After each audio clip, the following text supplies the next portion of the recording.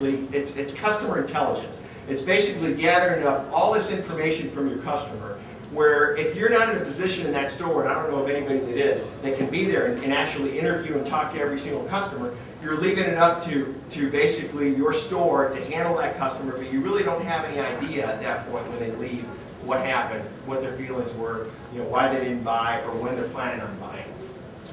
So you got, we try to put down as many lead sources as possible in all of the buying stages. Where you have your phone up, your greet, your probe, sit, present. So we went through all of the buying stages there so we can start targeting and figuring out at what point in the process is the system breaking down. And you got to start doing that with graphs. Any questions at this point?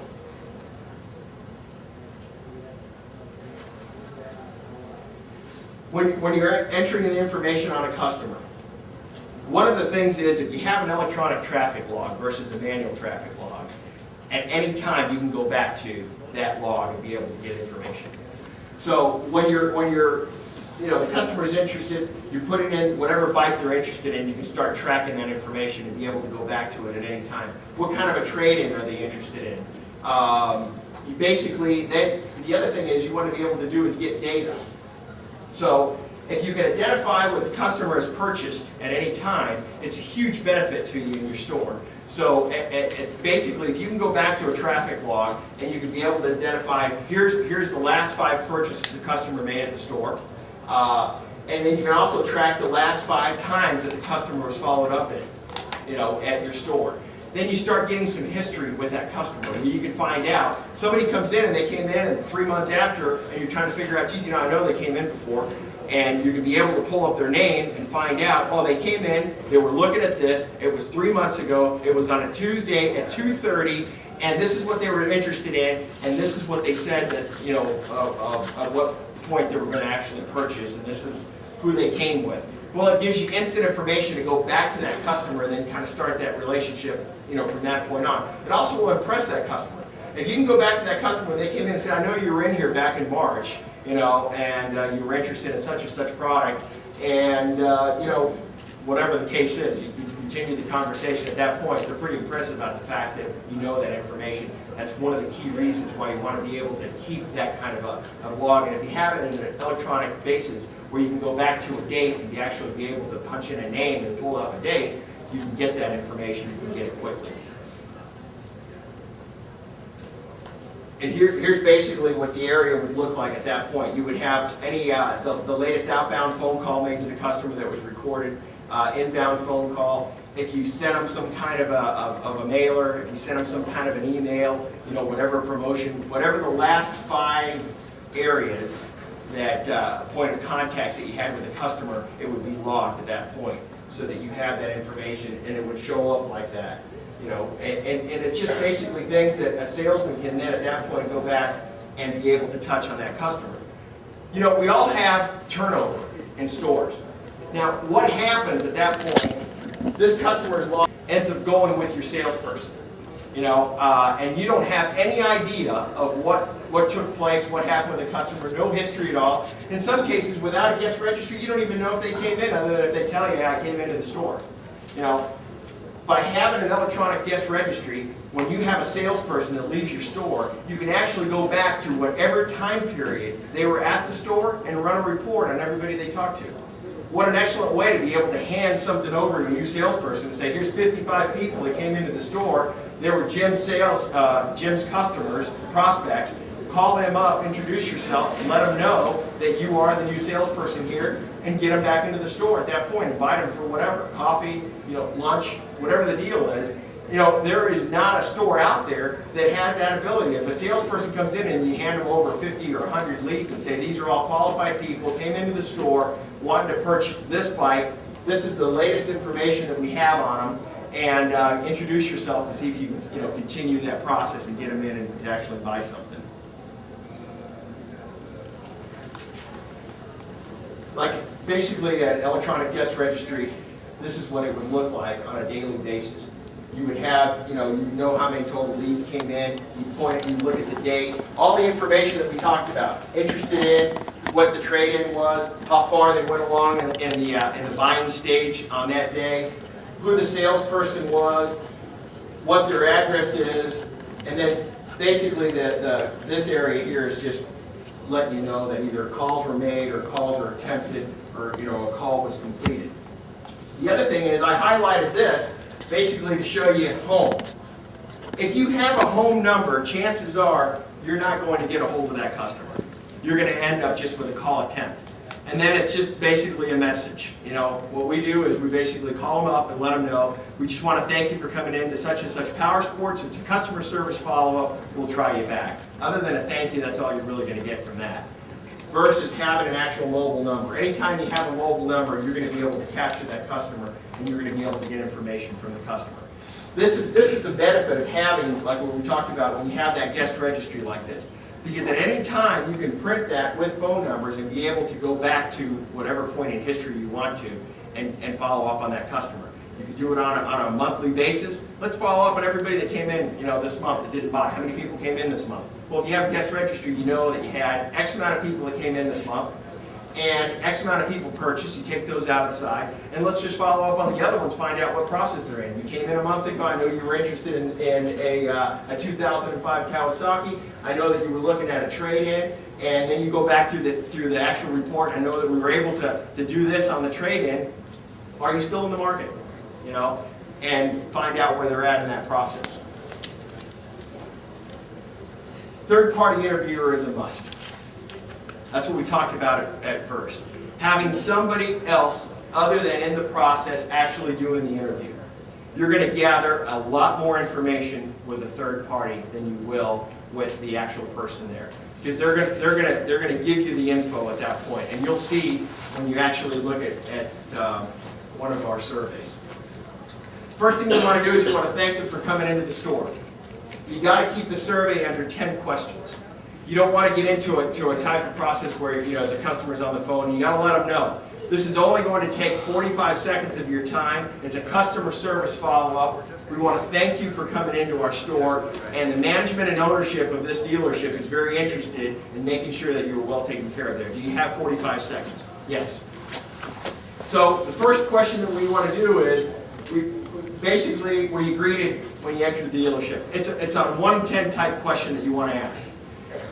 This will tell you how quick you were greeted into the store. And if you start tracking that, this is what's going to tell you when you need to add people, when you don't need to add people, and where they actually greeted there. If they're telling you, oh yeah, with the 10, I was greeted right away. You're doing a good job. I wasn't greeted at all. It would have to be a 1. I walked around the store. Nobody talked to me. Everybody was real busy, and I left and went somewhere else. That will start gathering that information. How satisfied were you with the professionalism of your salesperson on a scale of 1 to 10? You want to start tracking that. You want to start tracking that from your customer's viewpoint. And at this point, if you track that throughout a period of time, you're going to know if you have an issue, and you're going to know pretty quick. We have found lots of issues, especially with new salespeople, that they interview well, they do a good job, but they go out there with the customer, and you don't know what they're saying to your customers. You have no idea. All you know is that they came in, they talked, and again, we talked about the customer is going to be non-confrontational.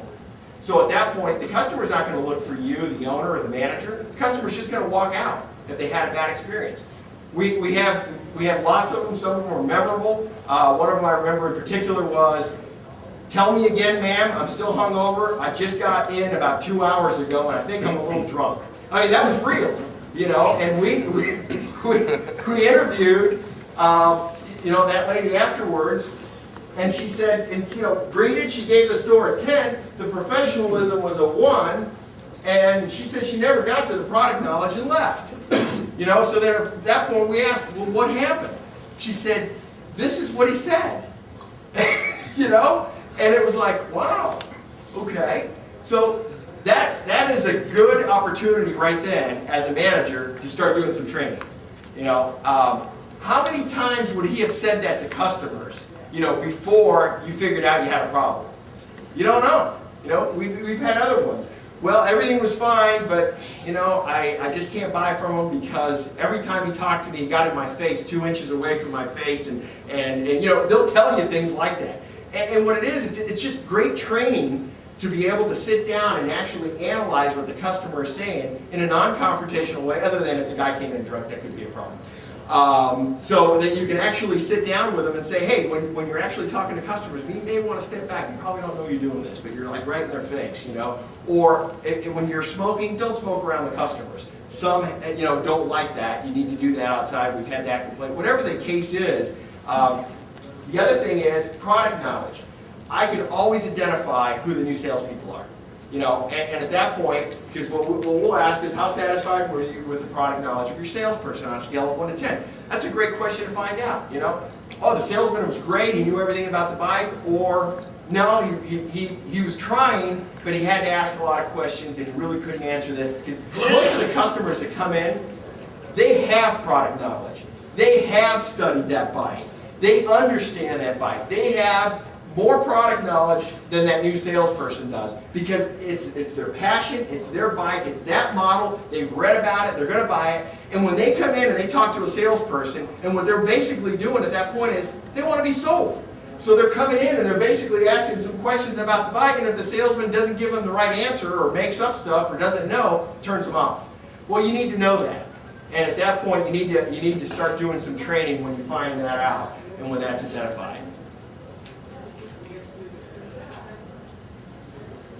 The other one is, did they have the bike in stock? You know, you got to start finding out, did they have the bike in stock you were looking for? Did we have the bike in stock you were looking for today? You know, what you're basically doing is you're trying to narrow down what is the real reason why you're not buying from it. You know, why didn't you buy today? At what point? You know, was it the bike? Yes or no? If they say that yes, they had it in stock, then you go on. If they say that they didn't have it in stock, then you find out, did they offer to locate it for you? You know, did the store offer to locate the bike for you?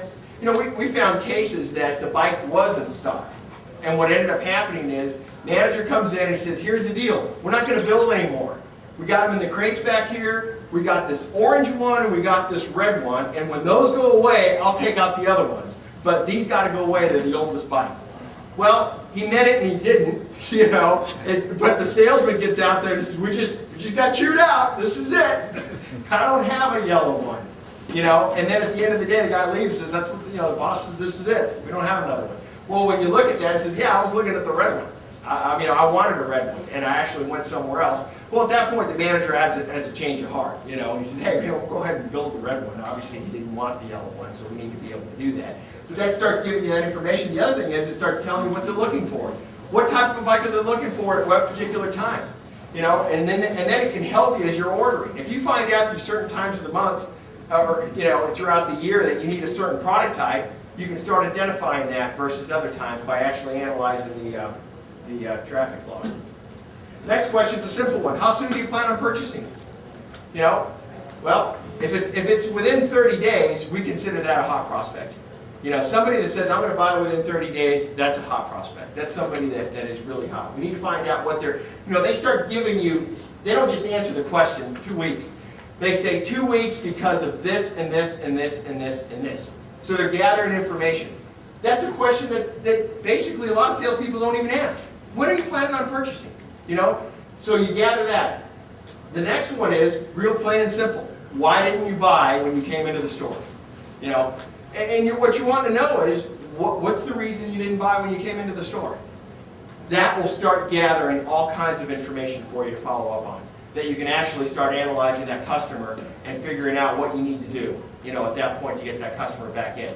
Because the whole thing is, they all come in to buy something, you know, because it's either an idea or they're ready to do it.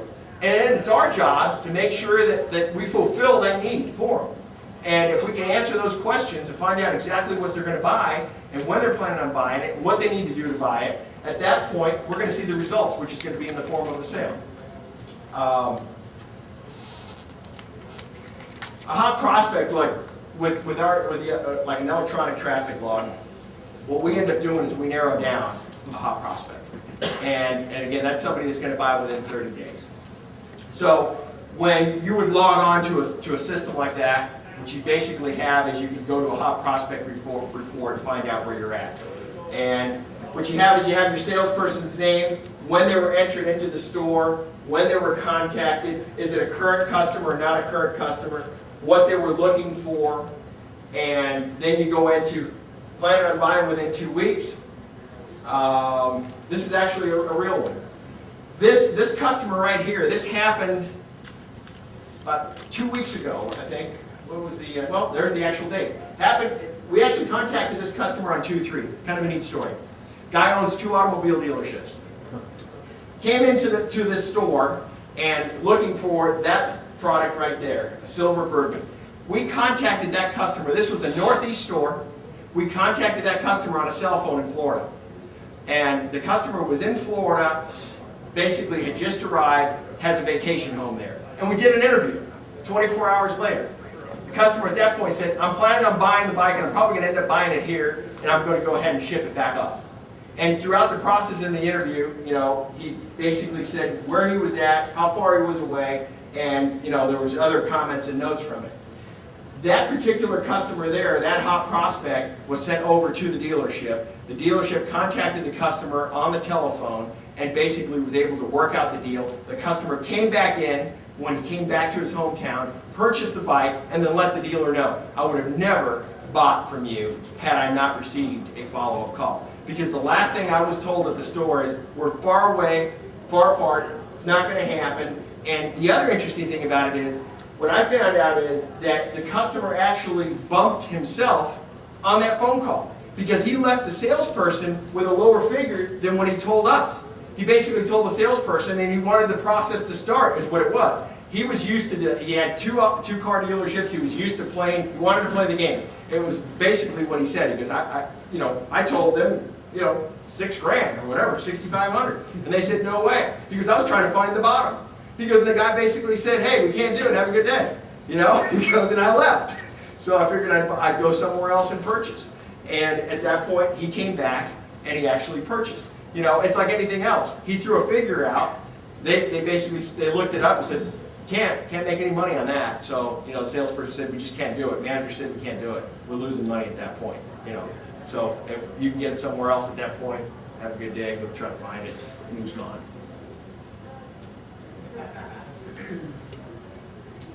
This is a good one. If you didn't buy from us, who did you purchase from? If you know why they're not buying from you, it's as important, in my opinion, as knowing why they buy from you. You got to know both of those things. If you're losing sales to somebody else, you got to correct that pretty quick. You got to figure out why you're losing those sales. Is it product knowledge? Is it product itself? Is it the layout of the store? What was the reason that they chose to go somewhere else? With a 24-hour follow-up, you will know and you'll be amazed of how many people that when they come in say, I was just looking, end up just buying somewhere else. And you'll start tracking that and it'll open your eyes at that point when you start seeing that. Because those are real sales. When you look at a lost sales report, and that that you can actually see people that went somewhere else, purchased, and why, you can put your dollars to that of whatever you make on the front end of that bike, whatever parts you would have lost from that customer afterwards, and then put a real figure on it. And that's an area right there that you got to really concentrate on, obviously, and be able to turn around and do the best that you can. Now, on the other hand, what we do is we supply a lost sales report. The other thing is, because they went somewhere else and purchased, you lost that sale? Absolutely.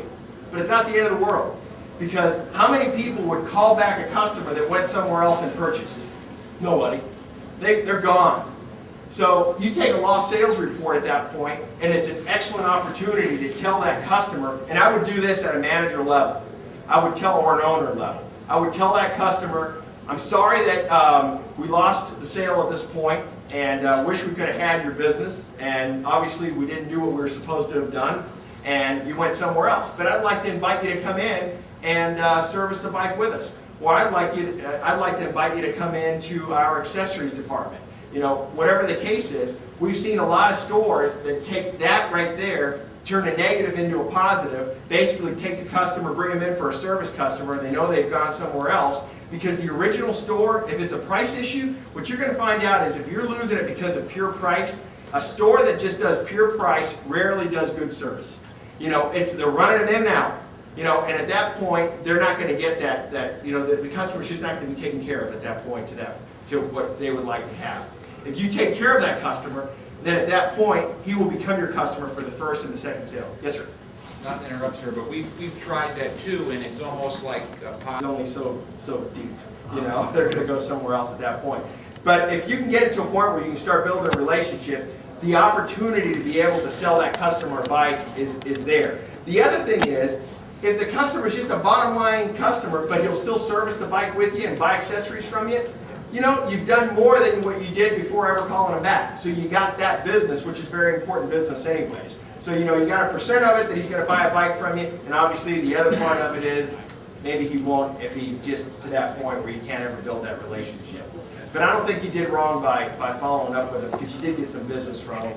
And the other thing about it is, he's usually the one that's going to be telling everybody else what a good job you did. I know I purchased a car, and it was the same basic thing. I looked at price. I bought it outside of my market area, and I looked at price.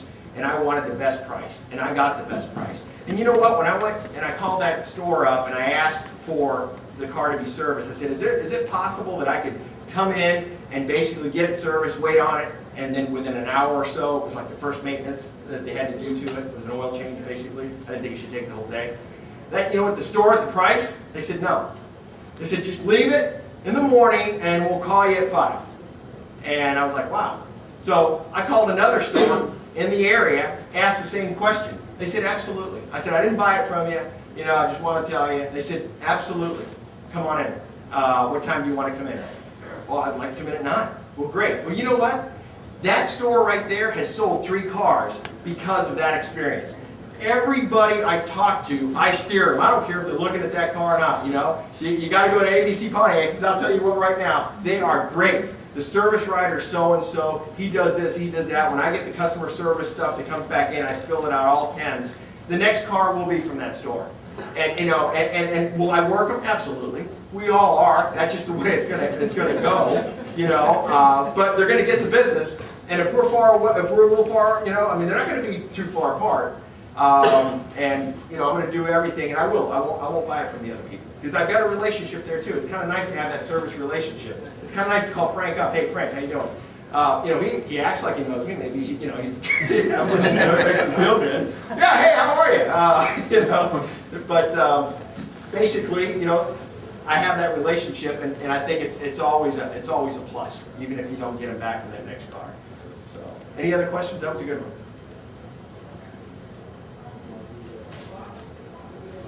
Then we talked about the email, you know, being able to capture that email address from the customer.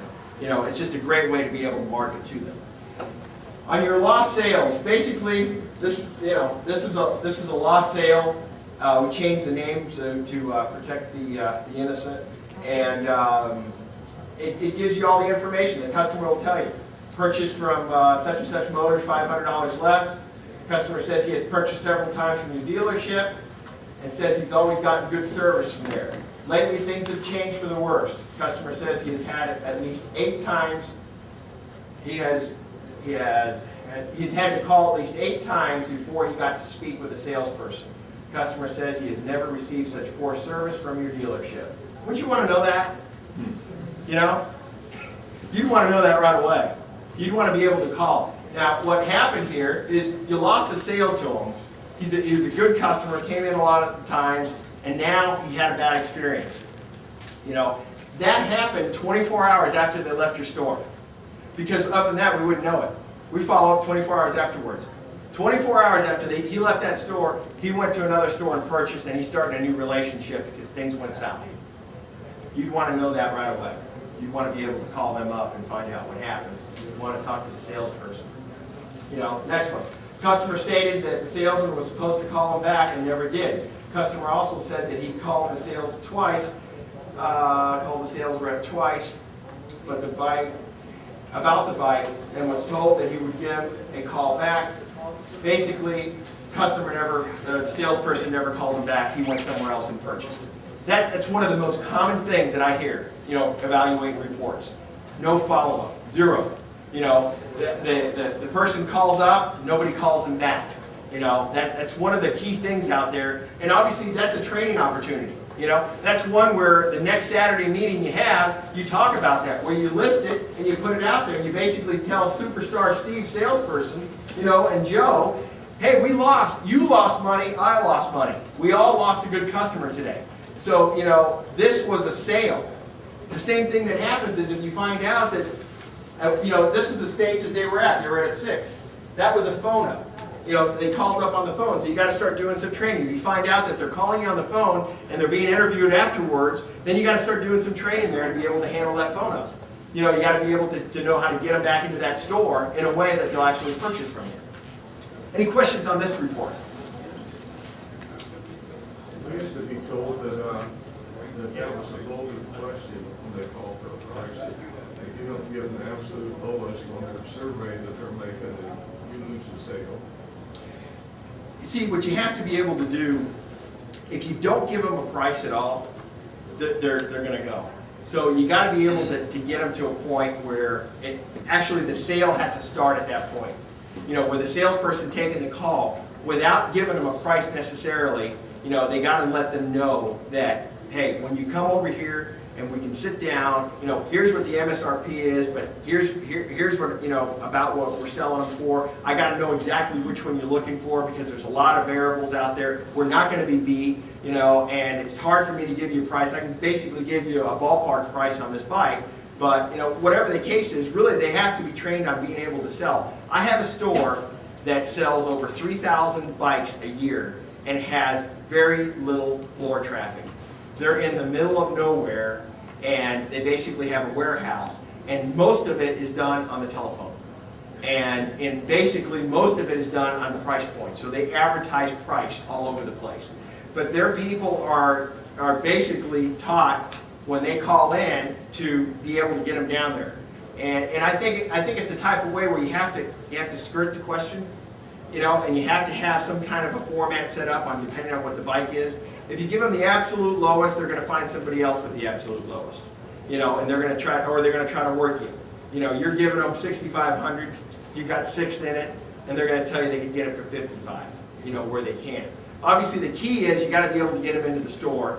But what you can't do is, you know, you can't call them back. You know, you got to be able to somehow give them a reason to come back into that store. And then you got to analyze why they're buying. You know, by looking at this thing, everything's a little bit different.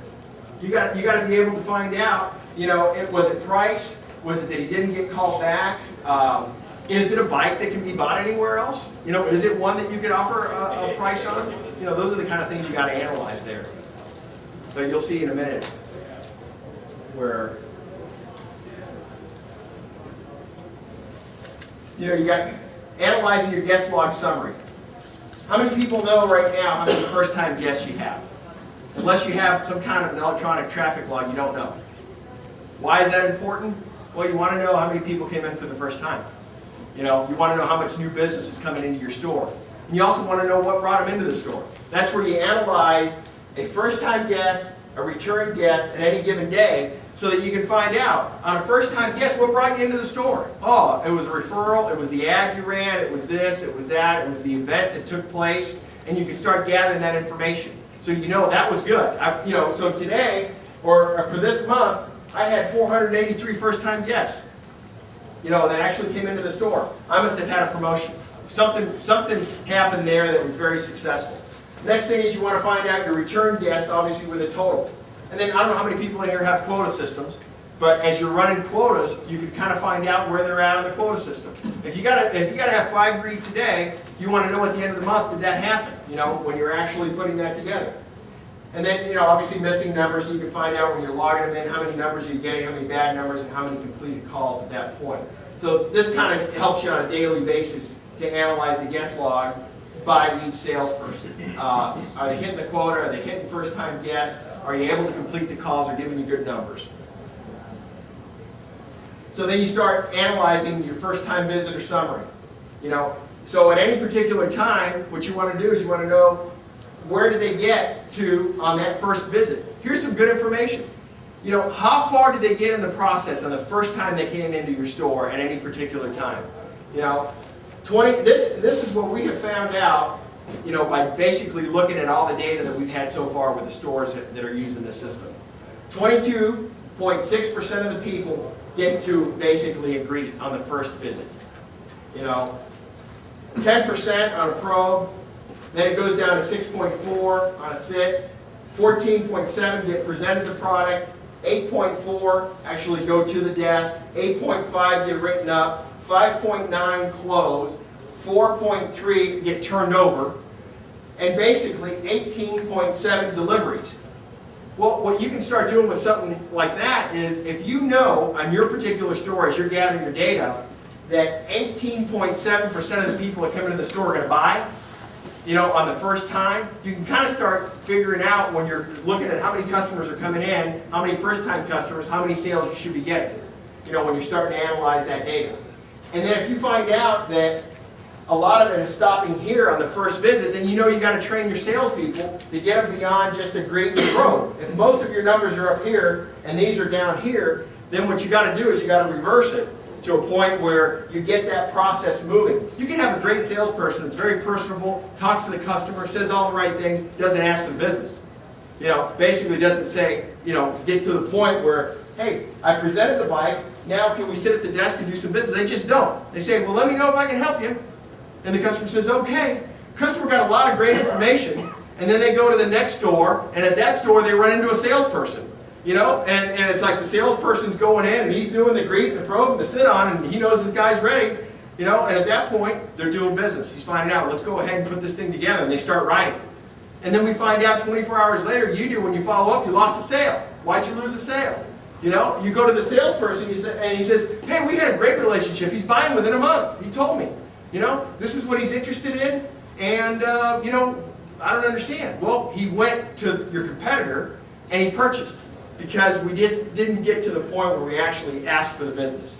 We didn't get to the point where we actually started, you know, assuming that he was going to buy that day. You know, I'm going to buy within a month, that means I'm going to buy today. Within a month means I don't have enough information to buy today. So what do we need to do to get you that information so that you will purchase today? Is there any information on the number of customers that walk into your showroom that you should be able to actually close at that time, that same day? Well, what we have found out is that with the data we have, it's 18% actually have closed that day. 1 out of 5. You know, so, and every store is going to be a little bit different. But this is what we did when we analyzed, and it's hundreds of thousands, you know, basically of customers that we were able to go through. So if what you can do at that point is you can kind of gauge that. But in order to know this, you got to know what's happening with all these stages so you can figure out at what point it's breaking down. You got to know where you're losing your sales at. You got to know how far in the process your people are getting. So, you know, and it all comes down to this is busy work as a manager, as an owner, but it's vital to be able to actually analyze and look at that guest registry.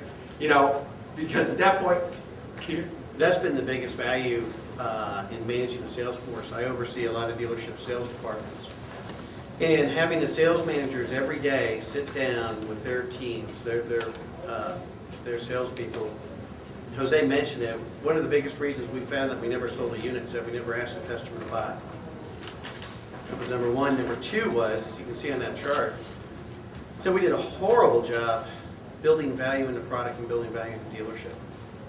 Customer would come in, they did a meet and greet, and then we had the bikes lined up, and the salesman would go over, lean on another bike, and answer questions about the bike. Never pull it out from the line, never do a walk-around feature presentation. So the way we found that out was through all this data and what customers were saying. So that's been a huge, huge tool right there. I think that's the biggest thing in the whole system, is being able to manage the sales force and focus in on who's costing you what. they can narrow down on the problem, do some training. But regrettably, the story he was talking about with the salesperson that told the customer that they were hungover was a former salesperson of one of the stores I work with. No, that's true. That's a true story. And you're going to gather all kinds of information at that point. And you do an attaboy. You know, you got a perfect score somewhere. Got 23 perfect scores. That individual right there had 10s 23 times where they just did a marvelous job all the way through the process. You can also identify problems at that point at a glance. If you're seeing that somebody's dropping below what you're normally averaging, if it's a 9.2 and you have an 8.8, an 8.6, and the 8.8, then you want to find out what's happening there in the professionalism. So what you want to be able to do is narrow that down and actually go to that individual. Find out all the customers they talk to. What are all the reports on that customer? Go back to all the completed calls for that customer and actually be able to analyze what the customer is saying.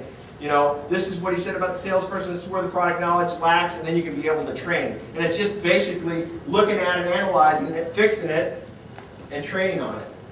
And then look at your lost sales and where they're happening. This is what we found, what we were talking about before. When we call a customer 24 hours later, we know there's a huge need to train on that telephone.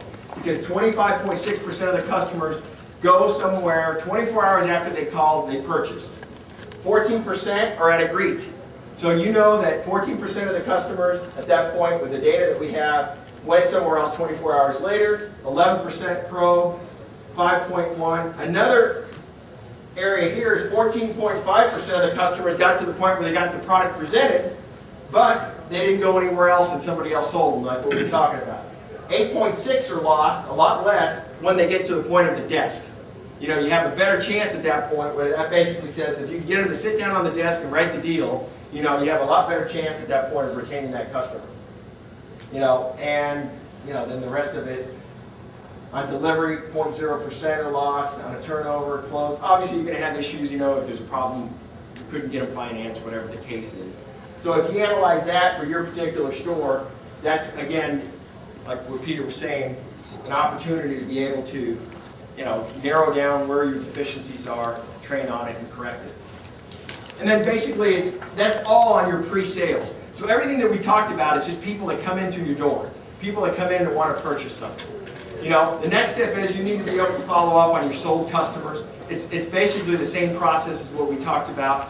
You know, your sold customers, you ask them the questions that the manufacturer is going to ask. And you want to do that 30 days before, or 30 days after they purchase on that one.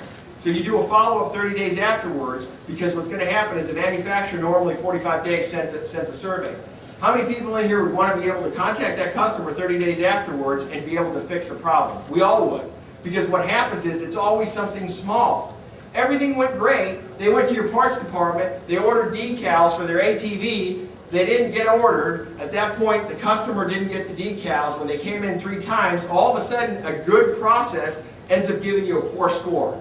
If you can contact that customer before the survey comes out and actually do a customer service follow-up on that customer, you're going to find little annoyances that turned out to be a big problem that can be corrected that will help your bottom line as far as your surveys from the manufacturers. You know, you could do 80% of the time, you could do a great job. You know, in school that was a B. I was happy with that. But what ends up happening with customers and customer service is that 20% ends up giving you a failing grade. Because the 20% that weren't happy are the ones that are sending in the survey. They're the ones that are actually communicating. They're the ones that are telling people. So, and when we did that for a store in service, they had a problem with service. They had a problem to the point where it became a real big issue. We surveyed all the customers. We found out 80% of them were very happy. 20% of them were extremely mad. Mad enough to write the manufacturer, mad enough to send out surveys, you know, with very negative information. And we narrowed down what the problem was, and we were able to correct that problem so that they could get a higher score. If you contact them, do the survey, and ask them in that survey to actually fill it out, it's extremely important to you, and that it needs to be, they'll feel somewhat indebted to you to fill that out. And that you will see your customer service surveys from the manufacturer start going up. Your scores will go up, because it's not based on all your customers, just those that respond. If you can get a customer to respond and you can correct any kind of a problem that you may have at that point, your customer service index will rise. And it doesn't have to happen with a lot of customers. What do you see as your return rate?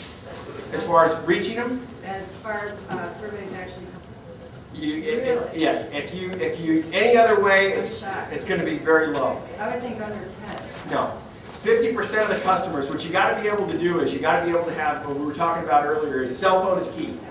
You got to have a cell phone, and in the process of gathering that information, when we do our sales, everything's downloaded through Lightspeed. So what we make sure is that we put the cell number as the #1 contact. If you can reach that customer on a cell phone, ask them 7 questions on that survey, you know, 50% of them on a phone we're able to capture them.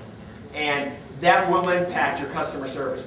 Because part of the questions, and I know we're running out of time and I'll try to get to them, but what we try to ask them is how satisfied were we with the professionalism? Again, find out, was the salesperson okay? How would they rate the overall staff? How would they rate the appearance when they took delivery? How strongly would they recommend it to a friend or relative?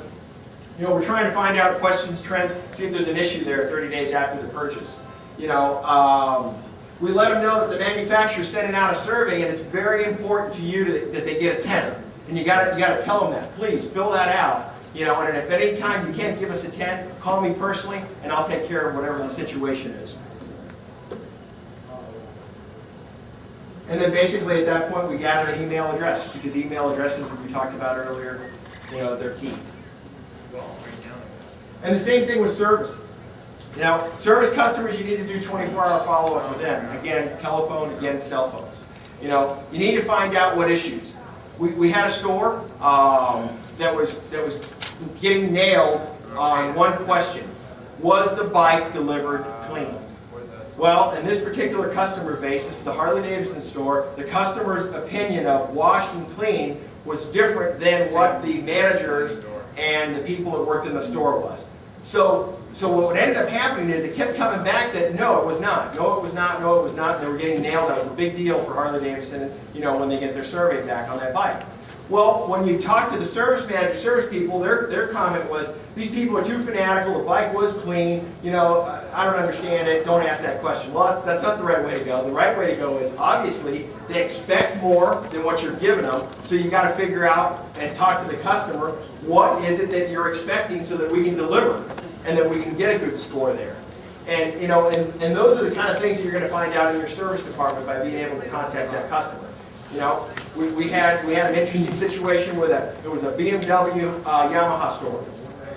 The stores were next door to each other. Yamaha tech went in and was helping a BMW tech. The customer was extremely upset about that. The fact that, hey, I felt like my bike wasn't worked on by the BMW tech, it was Yamaha tech, and it shouldn't have been. Nobody in the store thought of it as a big deal. It was basically the people were qualified, but the perception of the customer was very negative. And the customer basically said, I'll never return my bike there again because of the fact that they don't have qualified techs. They had a Yamaha tech. Those are little things that you can find out and be able to correct. Well, I think we're basically getting short on time. I'll answer any questions here in the next 5 minutes if you have anything. And appreciate you taking the time to listen. Is there a specific software out there that you recommend? Well, what I can do afterwards, if anybody that's interested in this entire survey, basically in a print form, I'll be glad to send it to you. So give me your business card, and what I can do is get you that information. And I didn't want to take this as an opportunity to sell basically what our company does, because it's not the right format. But I'd love to be able to talk to you at that point and figure out what your needs are. And if we can help you, that would be great. Would you be able to attach your presentation to it? Oh yeah, what I'll do is I'll send you that entire presentation in print form. Yep. So if you're interested in that, just leave me your business card, and I'll be glad to send that. Yes, sir. One thing I would say about people that are price shopping, experience I've had in the past, is that when people are really hammering on the price deal, say, look, bring us your best offer in the store any way you can do it. Yeah, we'll talk. We'll make it happen. Bring us a written one, especially if you can get it, because anybody can say, I heard this, I heard this. But if they bring you those written deals, you've got the last shot. And that's what I try to do with people. That's a very good That's point. a very good point. Yeah. See, that's a way to skirt the question without giving them the price. Yeah. And get the customer to actually, put You can say, forward. we can get in there. We can get in there. Come on down to the store. We've never won and given a price over the phone. You're not giving the lowest price. Yeah. You've got nothing. We're getting them in, and we have told our salespeople to tell them to bring in their best deal, and we'll see what we can do. Get them in the door. Any other questions? Well, my viewpoint on that is, from personal experience, if someone's going to offer me a better deal or a deal that I feel comfortable with, and someone's saying, okay, bring me the best deal, and they're going to talk to me about price,